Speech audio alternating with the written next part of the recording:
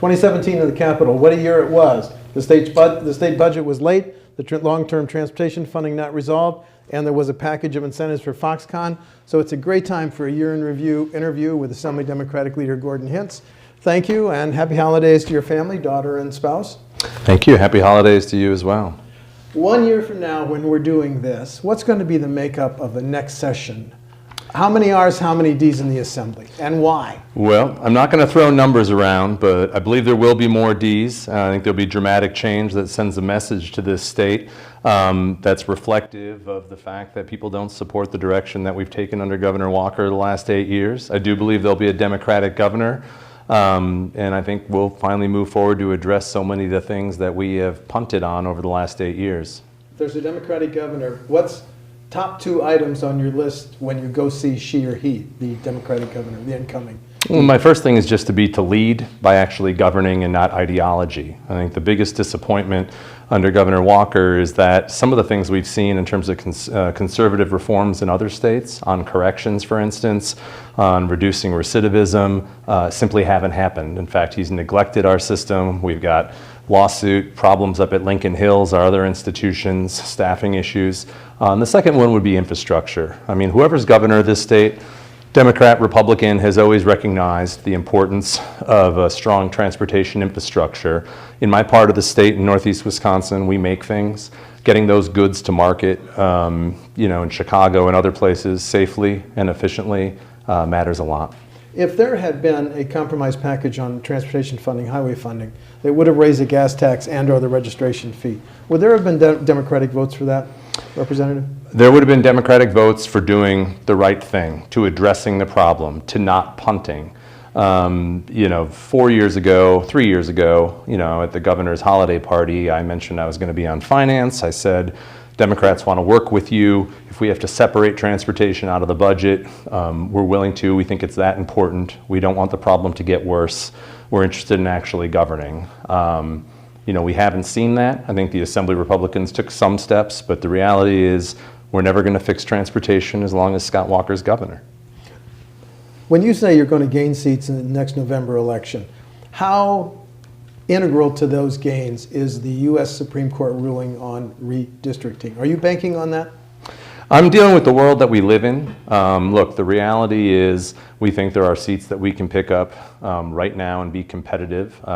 Democrats have won 33 legislative seats since Donald Trump was elected, many of them in red seats, in red districts, both in Virginia and in Alabama and some other places. But obviously the footprint expands. I do expect the Supreme Court to rule. I think there's a good chance it will find, what the lower courts did, that our maps of having politicians pick their voters is unconstitutional, and that'll make things more competitive. I think there'll be more interest in Wisconsin.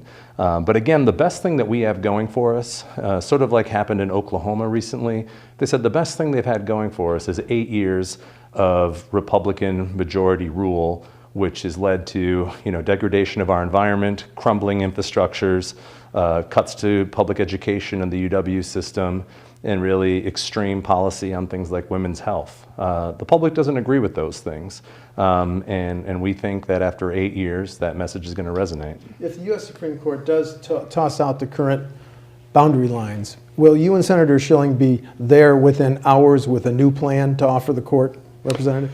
Well, I think there's a lot of different outcomes. We were just having a discussion today about, what happens next if there is a ruling. I think some of it depends on what the instructions are. Will they send it down to the lower court to decide?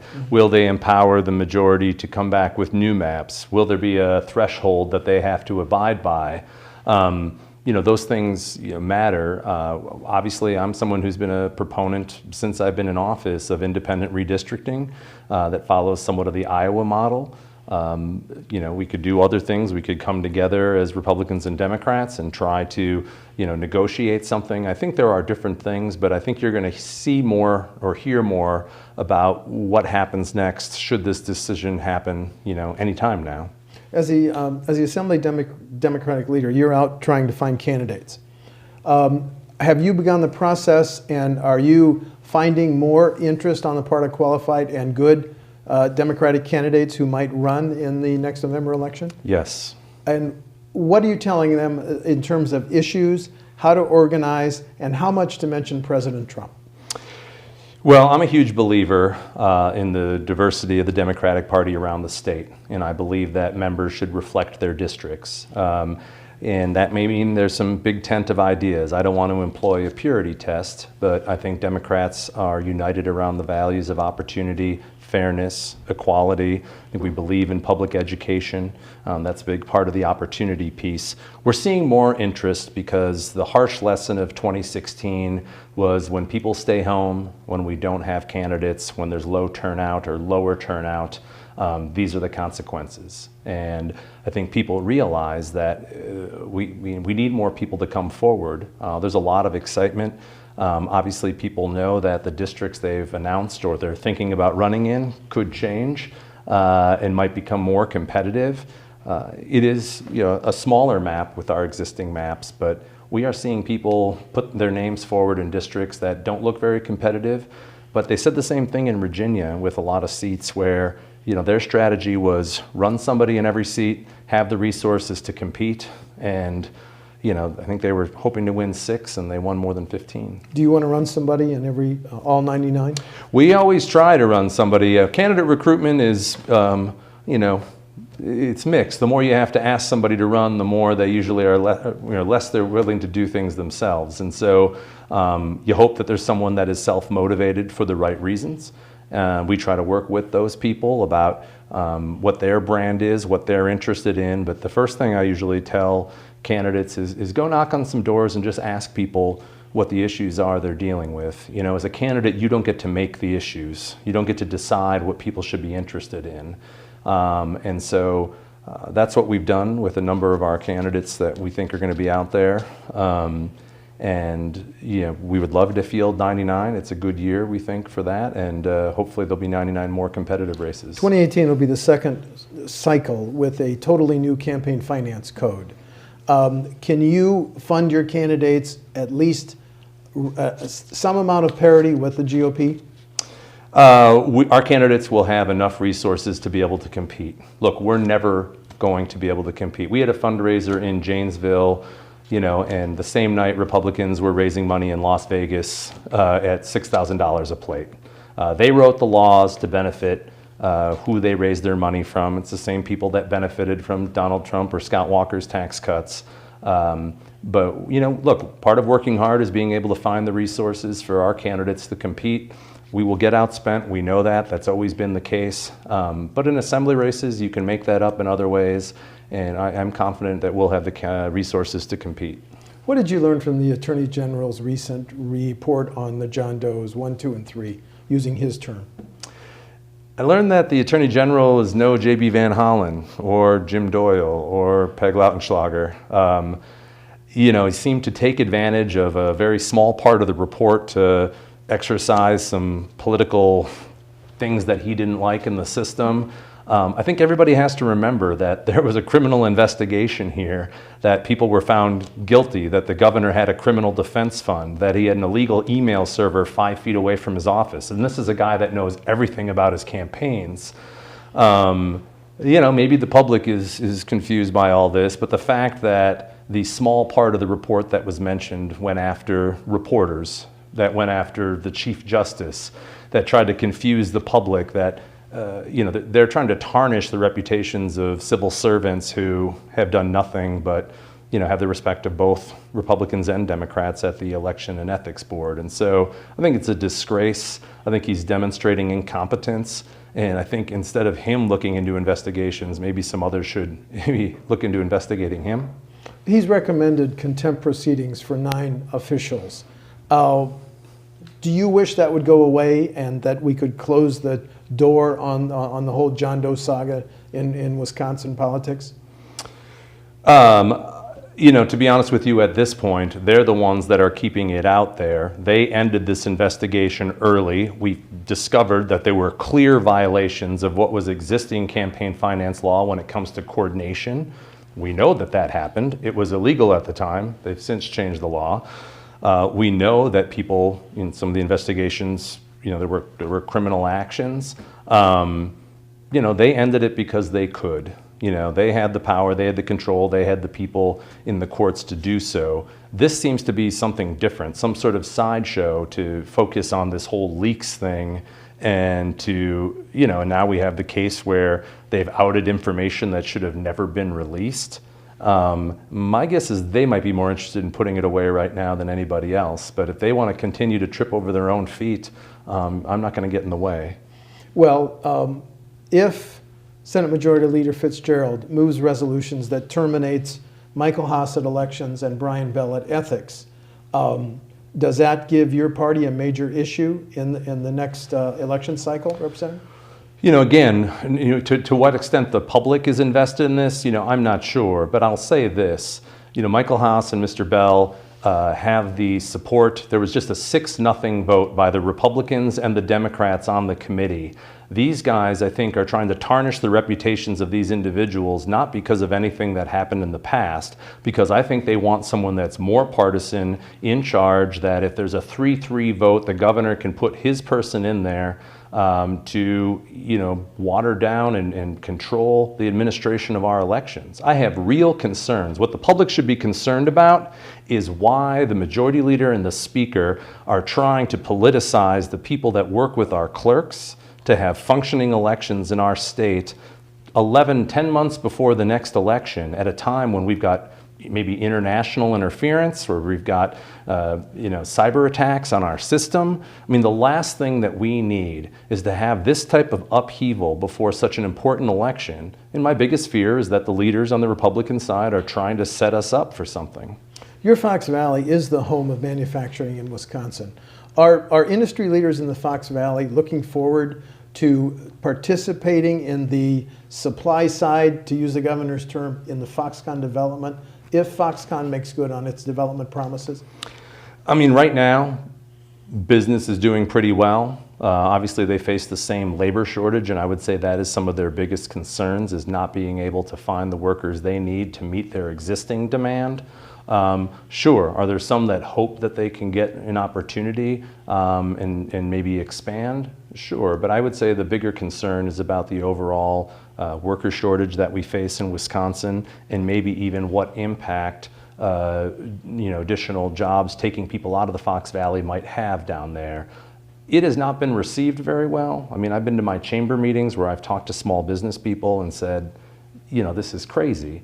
You can't buy sustainable economic development. There's never been an example of this kind of incentive package that's created an organic supply chain. I mean, the supply chain for these screens is going to be in China because it's in China right now. The assembly of these products will take place at Foxconn if it ever happens. I want to ask you the same question I asked Senator Schilling.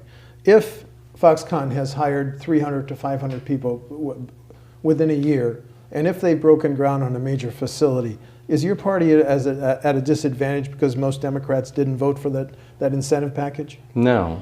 And the reason is the biggest opposition to the Foxconn project was the opportunity costs. Everybody has to remember, under the greatest case, the best case, if you hire all 13,000 people and there's 22,000 extra people and they invest $10 billion in this factory and we have automated lanes and everything, it will take 25 years to pay back.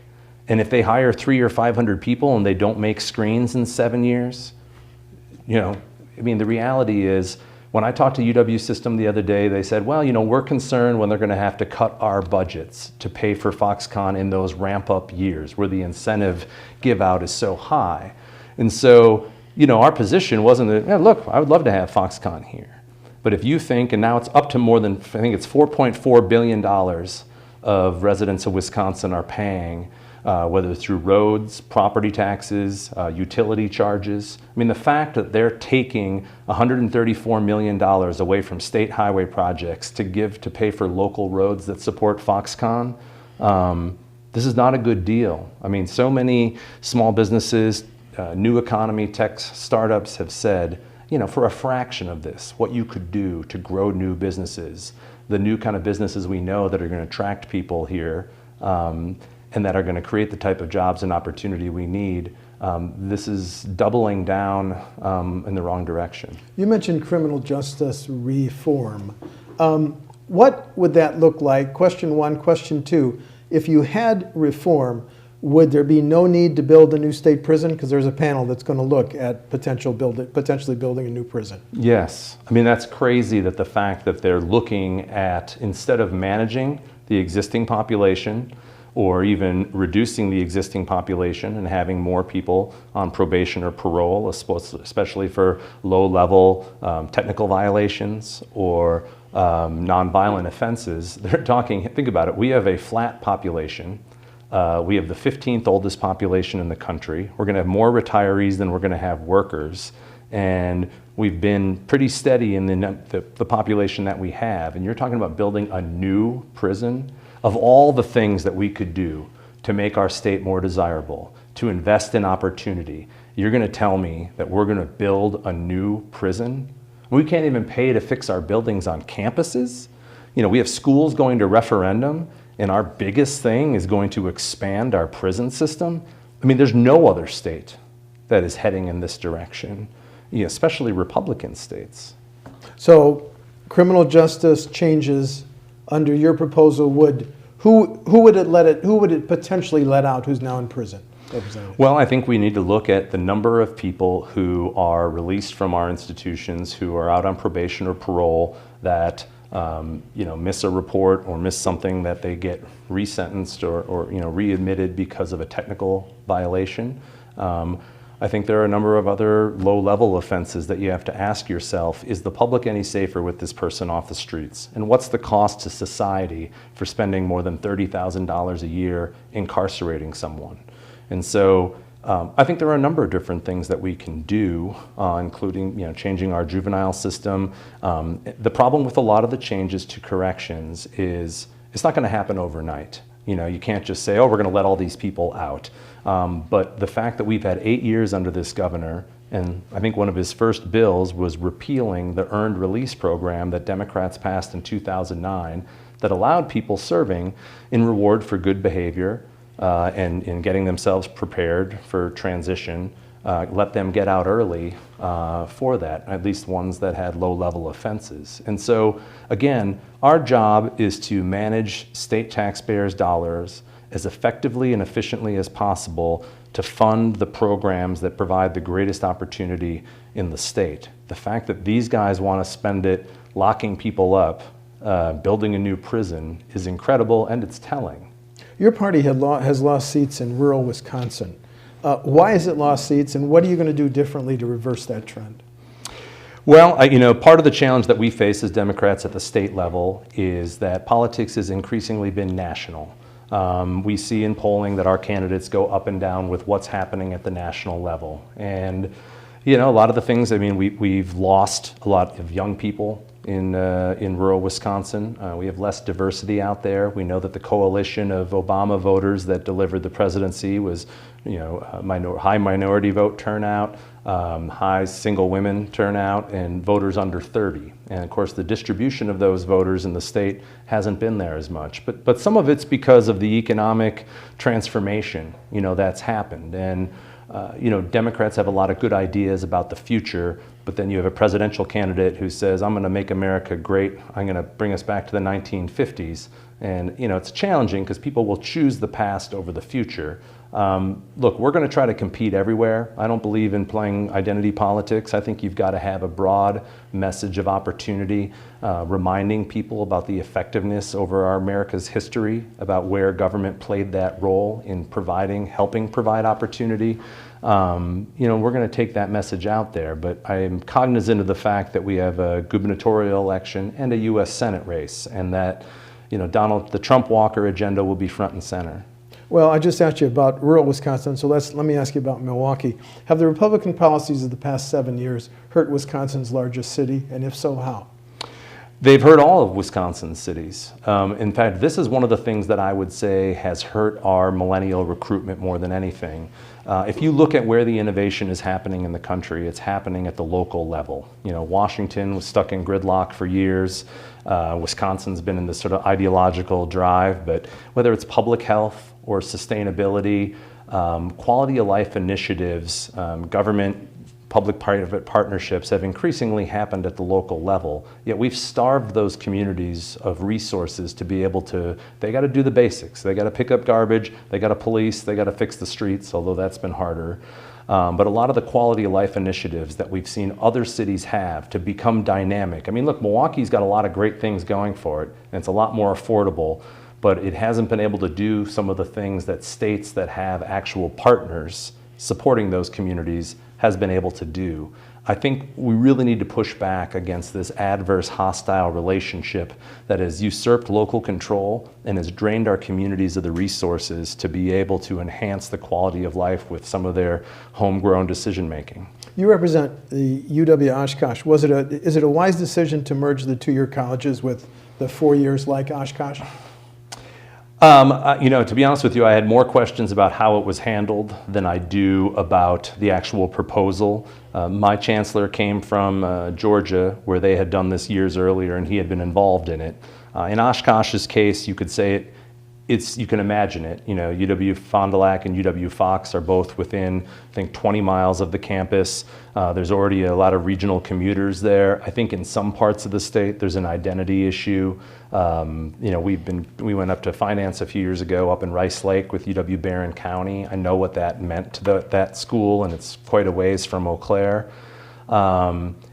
We're faced with declining enrollment, and I would prefer that we spend fewer dollars on administration and more dollars in the classroom. And so we all have to be realistic about this, but we also know the two-year schools have a different mission. I mean, they were there to be very affordable, to help people get through their first 2 years without taking on tons of debt.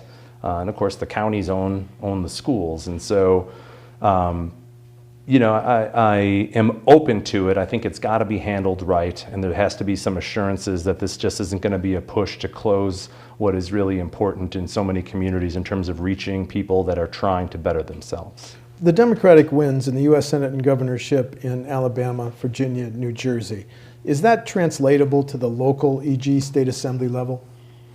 When people get very excited about it, I'm excited. I'm feeling the excitement here about the opportunity, but it isn't apples to apples. Virginia has a 20% minority population. Alabama, I think, was 29. Wisconsin, the African American population is about 6, and the distribution isn't as wide. We also have a lot of older voters. We have voters with lower educational attainment, things that correlate with outcomes. That being said, I don't think anybody who's a resident of Wisconsin believes that we've ever moved as far publicly as the governing that we've had. And it's increasingly challenging because of the lack of media. My newspaper has no local editorial content. They have a handful of reporters. Social media, talk radio, other things have dominated. And of course, national news gets covered, but state and local news are decreasingly, not around. And so we've had to work harder to try to get out not just the 6 weeks before the election, but during the 2-year period, so people recognize, what's been happening and what needs to change. Just 2 more questions. Prior to becoming leader, you were on Joint Finance. What shape is the 1921 budget in when you've promised incentives to Foxconn and other tax breaks, and we're using $48 million to pay lottery prizes? What shape is the next budget in, Representative? I think the next budget's in shaky shape, and let me tell you why. We are in the second longest economic expansion in U.S. history. So as long as our country's been around, this is the second longest period. And the national economy is growing. Wisconsin's is growing a little bit more than half of what the national economy is. And think about it, we've cut more than $800 million during this second longest economic expansion. We've gutted schools and then increased some funding to restore those cuts during the second longest economic expansion. We haven't invested in things that could be on a sustainable path. We haven't put money away in a way that's going to address any kind of downturn. And what's going to happen at some point. I mean, the question for voters in Wisconsin is, are we in a better place now than we were 8 years ago? Is this a more desirable place? And has this governor used the second longest economic expansion to make the kind of transformative investments that our people need to be able to succeed in this kind of new economy? And I think the answer is overwhelmingly no. Then the final question. Your caucus had a closed session on Representative Zednik. He was asked to leave. Does he have a decision to make? Has he made it? You know, we leadership in our caucus, you know, acted. We asked him to, you know, resign. We've acted to take committees away, to take staff away. You know, I'm not going to go into what happens in closed caucus, but obviously, you know, we'll see what happens going forward. Assembly Democratic Leader Gordon Hintz, thanks for your time. Thank you. Thank you.